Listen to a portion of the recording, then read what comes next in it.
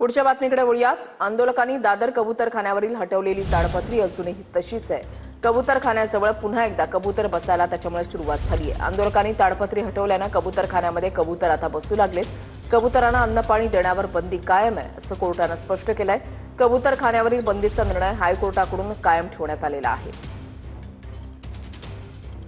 तर कालची ही गिरगाव चौपाटीवरची एकीकडे दृश्य पाहताय आणि आज काय त्या ठिकाणी स्थिती आहे ते सुद्धा आपण या ठिकाणी पाहताय। एकतर हायकोर्टाने निर्देश दिलेले आहेत, कबूतरखान्यांवर बंदी घातलेली आहे, मात्र त्याच्यानंतर दादरमधल्या कबूतरखान्याचा वाद हा ऐरणीवर असतानाच चव्हाट्यावर आलेला असतानाच गिरगाव चौपाटीवर अक्षरशः धान्य जे आहे ते टाकण्यात आलेलं होतं आणि त्याच्यामुळे कबूतर मोठ्या संख्येने या ठिकाणी होते किनाऱ्यावर।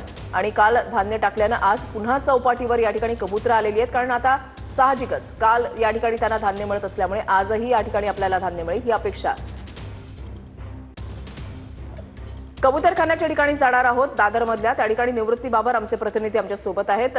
निवृत्ती, ज्या पद्धतीने आंदोलक आक्रमक झालेले होते, ताडपत्री काढून टाकण्यात आलेली होती आणि त्याच्यानंतर सुद्धा आजही ती स्थिती या ठिकाणी पाहायला मिळते। कबूतर अजूनही या ठिकाणी येत आहेत। सध्याचे काय अपडेट्स आहेत, काय प्रतिक्रिया उमटतायत?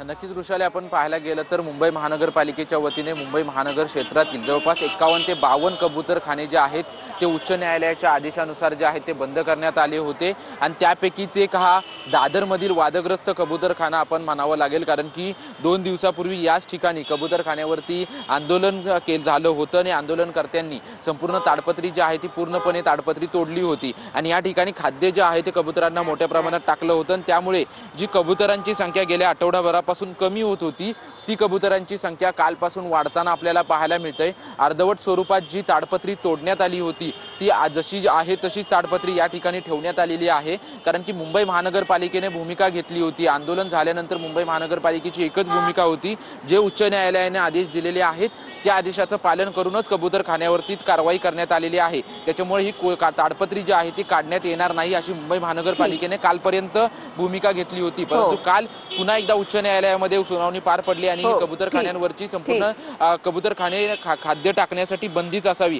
अशी। नक्कीच धन्यवाद निवृत्ती दिलेल्या सविस्तर माहितीसाठी।